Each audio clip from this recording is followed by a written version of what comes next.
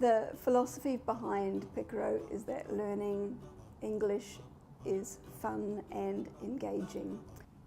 Learning English really is quite effortless for the children because they enjoy it. When it's English time, they're really excited. They always ask me, teacher, when will we go to the computer room again? We like that game, I want to play, so they are always enthusiastic. Picaro is a blended learning course. We use elements of technology and traditional classroom learning to create a course that provides the best environment for children to learn. By the end of their time on learning Picaro, children will have learned over 1,000 words.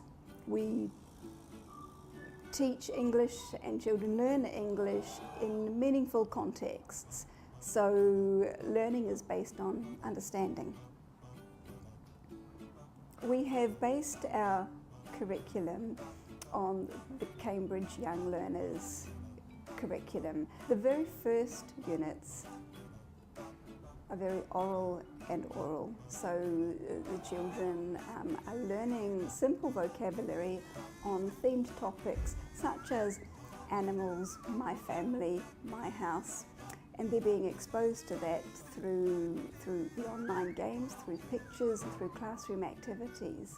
In the order of natural language acquisition, children spend a lot of time listening and then a lot of time speaking before we expect them to learn print. So therefore we are following a natural order of language learning. In a way it replicates how children learn language in their mother tongue. So they learn by listening and then eventually they start to speak. And then the more formal skills such as reading and writing come along a little bit later. Each lesson contains 3 stages. The first is presentation, the second is a practice stage, and finally we have a consolidation stage. I'm an English teacher in Hungary. I have been teaching English for 7 years now. I've been trying Picaro or piloting Picaro with the first graders and second graders, and we have 2 lessons a week with 30 students together. And in these 2 lessons I use the activity book. 50% of my work is based on Picaro.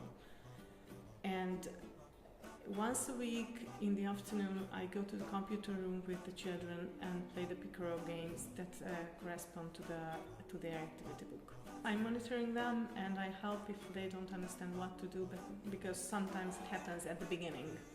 Then they get accustomed to the game, how it works, and then it's not necessary. But there are some points where they ask, now what should I do? But basically at the computer room they play on their own and they go on in their own pace. So, and it's nice to see how one still plays with, for example, game 2 and the other is at game 5 now because he understands it or she understands it. Research has shown that the interactive computer games really helps to get the children's interest and maintain it.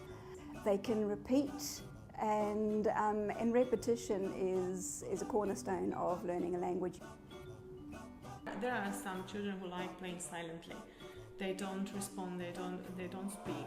But there are some who keep saying what they can hear from the game. They have their headphones on. I hear that they always repeating. They can learn a lot of it because there was one topic that I haven't covered in that order. It was especially the family words, and then I realized that they knew these words just only because they had to go through those games. Pelmanism is simply a matching game to learn and practice vocabulary. So on the screen, the child sees and clicks on cards. They turn over, and if the two cards have the same picture, they match and they get to keep those cards. It's exactly the same as if they play the game with real cards. So it works in the same way, it's just a different environment and a different response, and it provides variety. Colour Me is a fun game that teaches listening skills and practices them. The children listen to a dialogue, and in the course of the dialogue they're given instructions to colour items on a screen. So they will have been introduced to the vocabulary items in an earlier game, and now they're putting into practice by hearing children talk about a picture and following instructions to colour it in. They also learn language items such as prepositions of place. So we might say, colour the potatoes pink, or colour the milk on the chair blue. And so they're learning where things are and where the positions are.